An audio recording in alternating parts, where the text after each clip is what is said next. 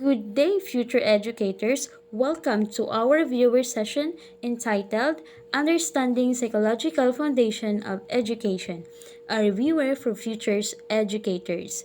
This reviewer focuses on one of the most important foundations in the field of education: psychological education, which deals both learning and teaching. This branch of psychology doesn't only involve the learning process of early childhood and adolescence, but also includes the social, emotional, and cognitive processes that are part of learning throughout our entire lifespan. Educational psychology is that branch of psychology in which the findings of psychology are applied in the field of education.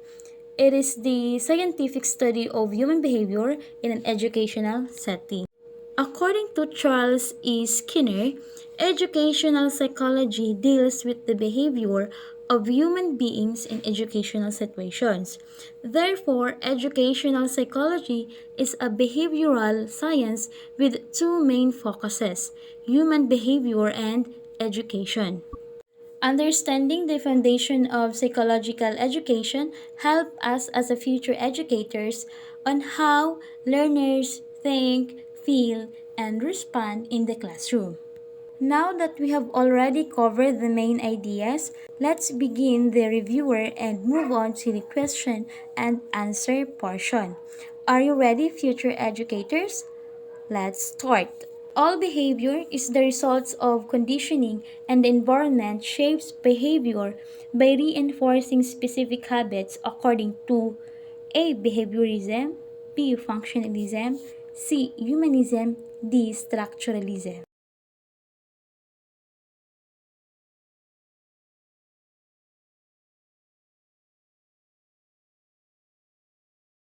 The correct answer is A. Behaviorism. Behaviorism is a theory of learning based on the idea that all behaviors are acquired through conditioning, and conditioning occurs through interaction with the environment. Behaviorist believes that environmental stimuli shape our actions. He established the first psychological laboratory in Germany in 1879. His interests were in the senses, especially vision. A. Charles Darwin, B. Ivan Pavlov, C. Kurt Kafka, D. Wilhelm Wundt.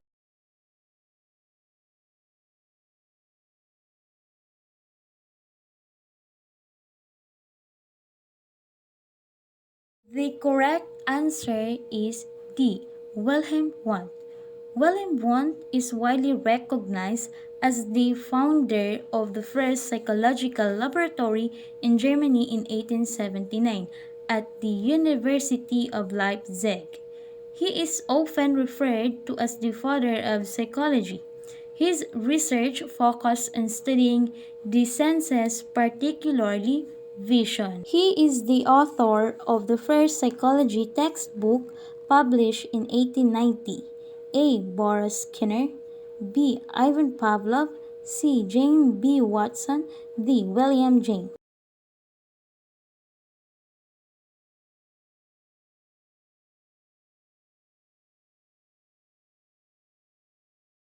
The correct answer is D. William James. William James published a landmark book titled Principles of Psychology in 1890, which is widely considered the first modern psychology textbook. This book established James as a key figure in the development of psychology as a scientific field. Brunner's theory on intellectual development moves from inactive to iconic and symbolic stages. Apply Brunner's How Should You Teach? A. Begin with the concrete. B. Begin with the abstract. C. Be interactive in approach. D. Do direct instructions.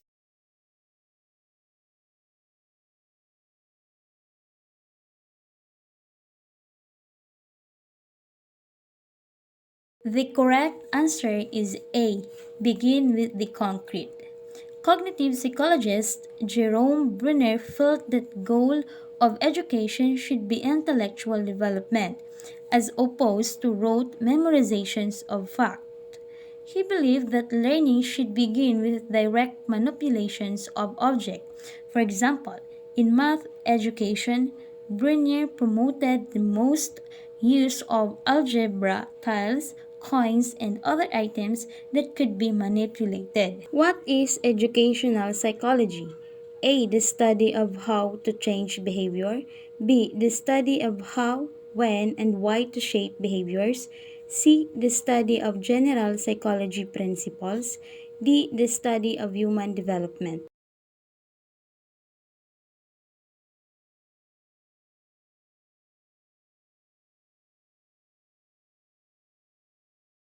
The correct answer is A.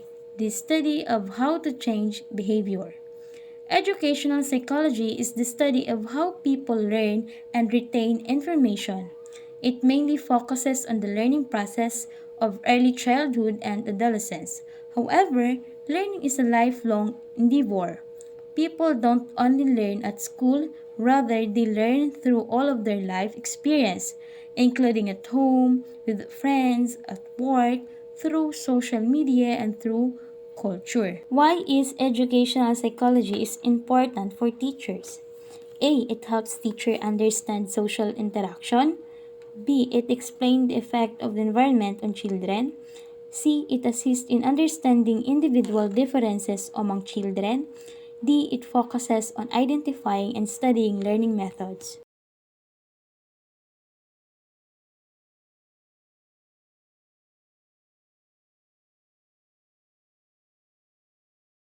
No two persons are exactly alike. Pupils differ in their level of intelligence, aptitudes, likes and dislikes, and in other propensities and potentialities. They are gifted, backward, physically and mentally challenged children. Thus, psychology tells the teachers about the individual differences among the students in the class and the procedure, methodology, and techniques to be adapted for them. Teacher Miguel believes in that in order to effectively teach, thinking skills like reflective thinking, initiative thinking, and discovery learning must be emphasized in the students. Which particular school of thought or branch of psychology best represent his principles? A. Social psychology. B. Humanistic psychology. C. Cognitive psychology. D. Behaviorism.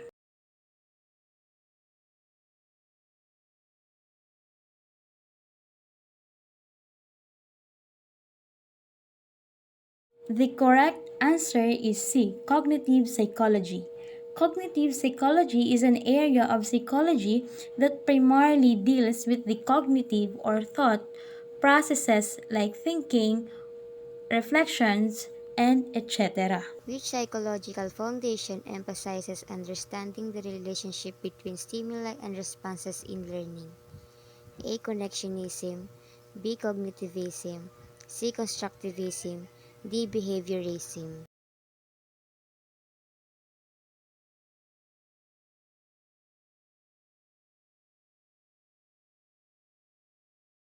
The correct answer is D. Behaviorism.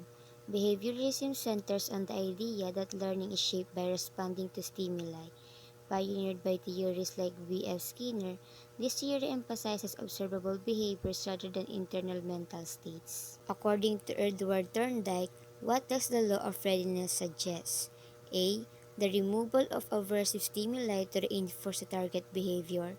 B. When an individual is ready to learn, they are more likely to learn effectively. C. A response that produces a satisfying outcome is more likely to be repeated. D. The more a connection is used, the stronger it becomes.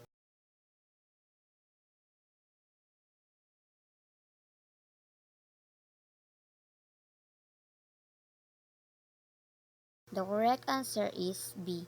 When an individual is ready to learn, they are more likely to learn effectively.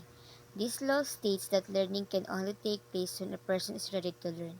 When employees feel ready, they learn more effectively and with greater satisfaction than when not ready. Who proposed a theory of observational learning and modeling in human behavior? A. Albert Bandura, B. B.F. Skinner, C. John Piaget, D. Lev Vygotsky.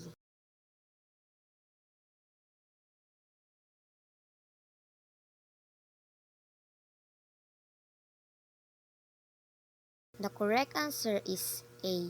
Albert Bandura. Albert Bandura proposed a theory of observational learning and modeling in human behavior, emphasizing that learning occurs through observation, imitation, and modeling. According to behaviorism, how can teachers effectively shape student behavior in the classroom? A. By providing immediate feedback and reinforcement for desired behaviors. B. By implementing strict disciplinary measures to deter unwanted behaviors. C. By encouraging students to self-regulate their behavior without external interventions. D. By focusing solely on academic achievement and ignoring behavioral aspects.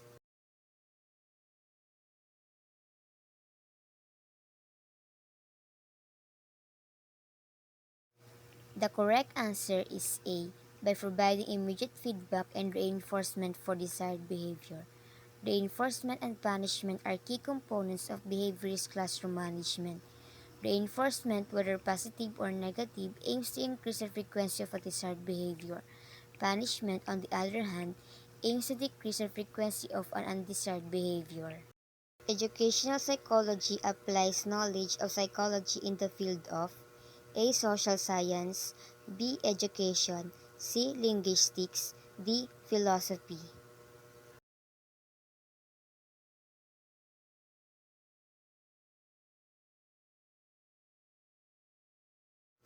The correct answer is B. Education. Educational psychology is a branch of psychology that focuses on the study of how individuals learn and develop in educational settings.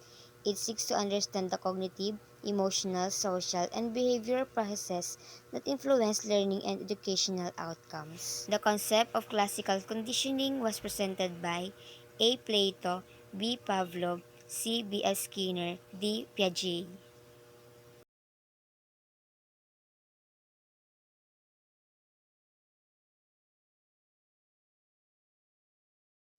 The correct answer is B. Pavlov. Russian physiologist Ivan Pavlov discovered classical conditioning, which is a type of unconscious or automatic learning. This learning process creates a conditioned response through associations between unconditioned stimulus and a neutral stimulus. Which of the following brings permanent change in behavior? A. Education, B. Learning, C. Both A and B, D. Neither A nor B.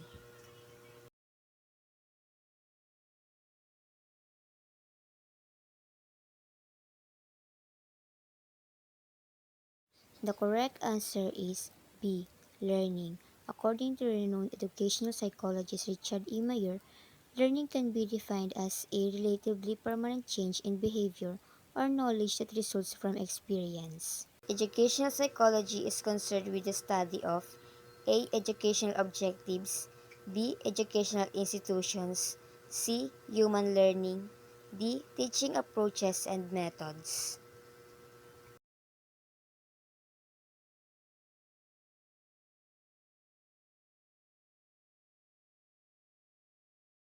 The correct answer is C. Human learning. Human learning in educational psychology examines cognitive, emotional, and social processes involved in learning, making it the core focus of the field.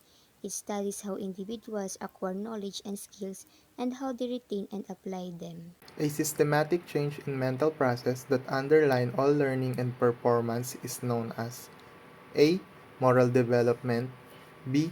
Intellectual development, C. Social emotional development, D. Cognitive development.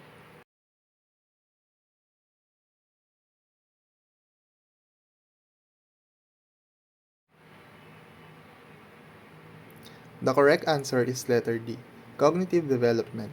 Cognitive development refers to the systematic changes in mental process that influence how individuals learn, think, and understand the world around them. It encompasses various aspects such as memory, problem solving, and decision making, which are crucial for learning and performance. What is cognition? A. Act of knowing or perceiving. B. Act of doing something. C. Act of learning. D. Act of teaching.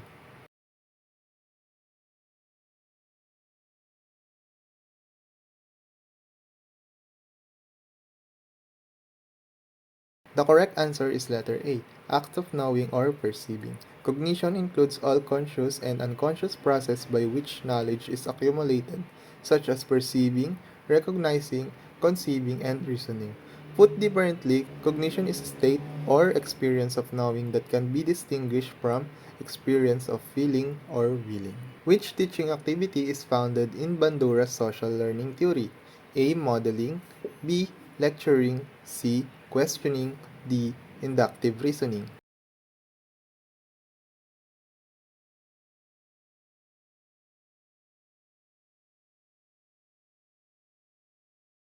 Correct answer is letter A, modeling. Bandura's social learning theory is based on the idea that individuals learn through observation and modeling. This involves demonstrating a behavior for learners to observe and imitate. Lecturing, questioning, and inductive reasoning are not directly tied to Bandura's social learning theory, as they do not emphasize observational learning and modeling. It is considered the master emotion. A. Happiness, B. Worry, C. Anger, D. Fear.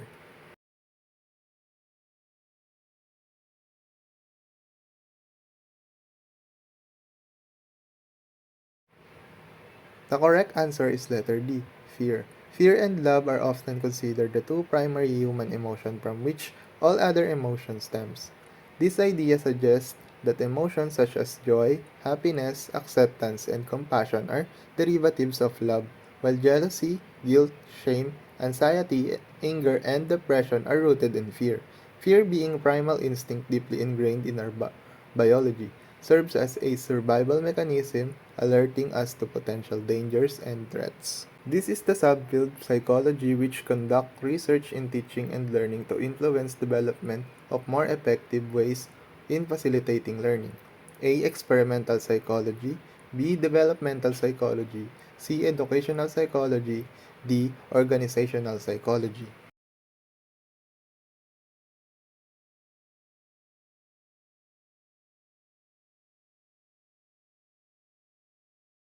The correct answer is C. Educational psychology.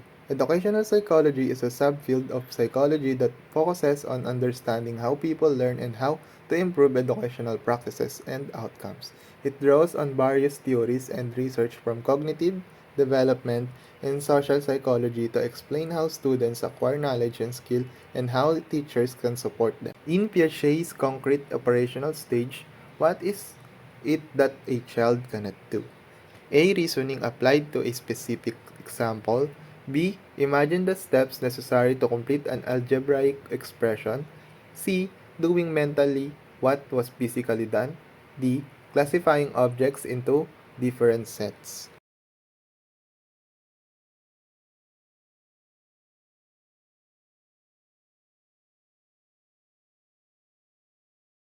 The correct answer is B. Imagining the steps necessary to complete an algebraic expression.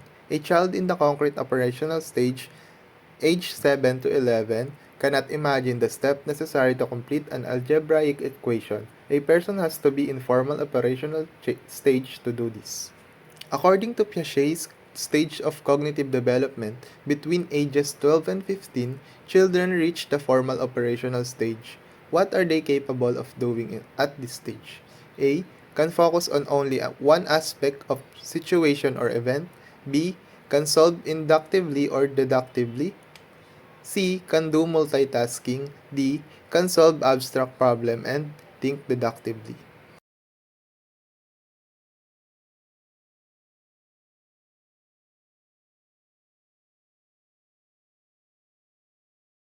The correct answer is letter D. Can solve abstract problem and think deductively. At this stage, individuals can think abstractly, reason logically, and solve complex problems, including hypothetical situations. According to Piaget, which stage is characterized by abstract thinking? A. Sensory motor. B. Pre-operational. C. Concrete operational. D. Formal operational.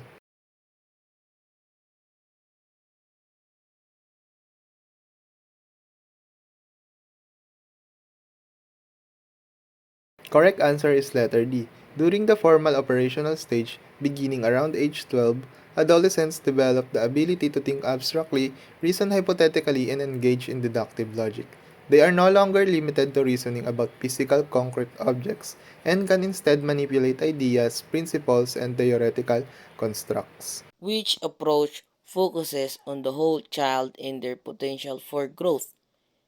A. Behaviorist. B. Humanist. C. Cognitivist. D. Structuralist.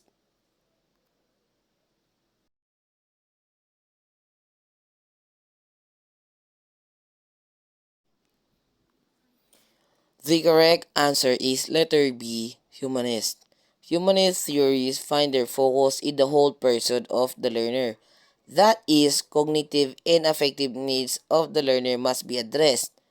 The growth of the individual over a lifetime must be considered, and the individuality of each learner is central to the effectiveness of the growth. What is the main idea behind Vygotsky's zone of proximal development or ZPD? Letter A. Learning occurs through punishment and reward. Letter B. Children learn best independently. Letter C. Learning happens when tasks are slightly beyond current ability with guidance. Letter D. Intelligence is fixed and measurable.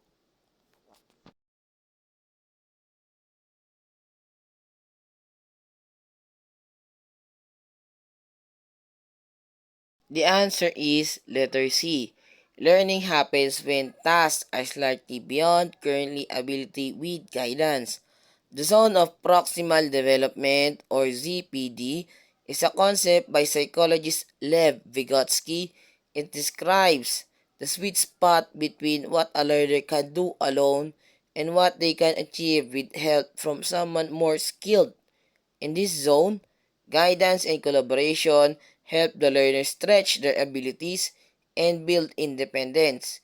It's where real learning and growth happens. Bandura's social learning theories emphasizes letter A, trial and error learning, letter B, learning through observation and imitation, letter C, learning through reinforcement only, letter D, learning through punishment.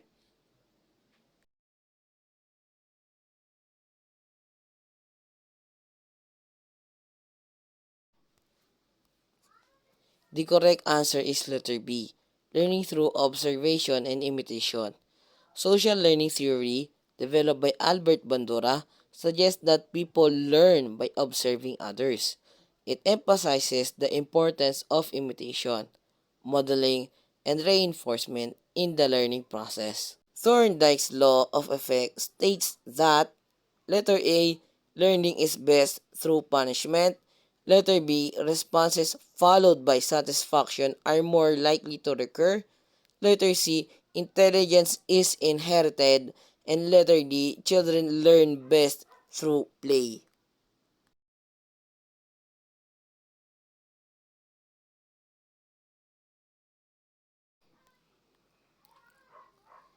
The correct answer is letter B. Responses followed by satisfaction are more likely to recur. Edward Thorndike was an American psychologist who developed the law of effect. This is the simple idea that any behavior followed by a satisfying result is more likely to be repeated, while behaviors followed by unpleasant results are weakened. He famously discovered this by observing cats learning through trial and error how to escape from puzzle boxes to get a food reward. A person who has had painful experiences at the dentist's office may become fearful at the mere sight of the dentist's office. Which theory they can explain this? Letter A, generalization. Letter B, classical conditioning. Letter C, operant conditioning. And letter D, attribution theory.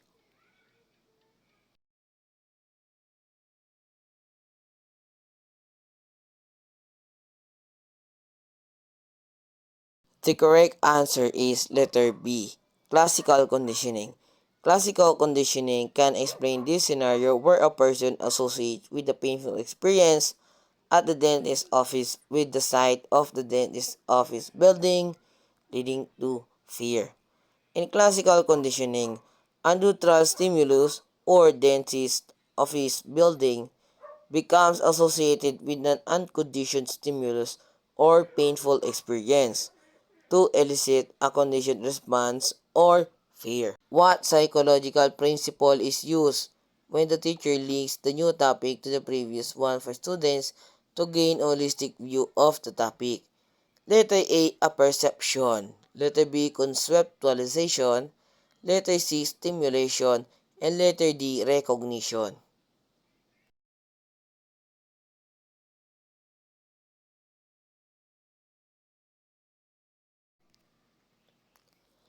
The correct answer is letter A perception.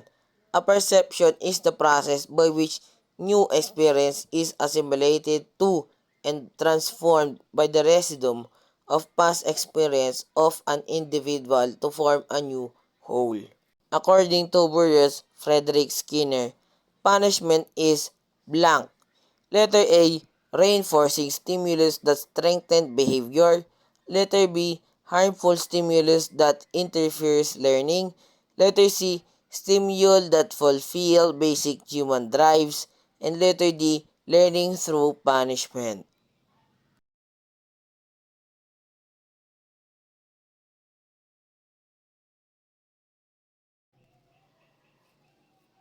The correct answer is letter B, harmful stimulus that interferes learning.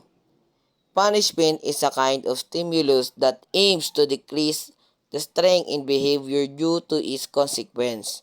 There are two kinds of punishment.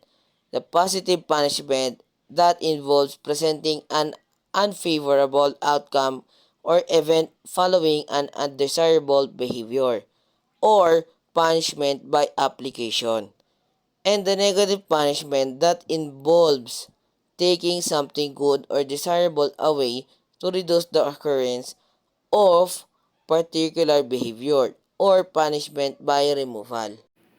Thank you so much for listening, future educators, and that's the end of our review session entitled Understanding Foundation of Education. For further readings or any clarification, please check the last slide for our references. Thank you.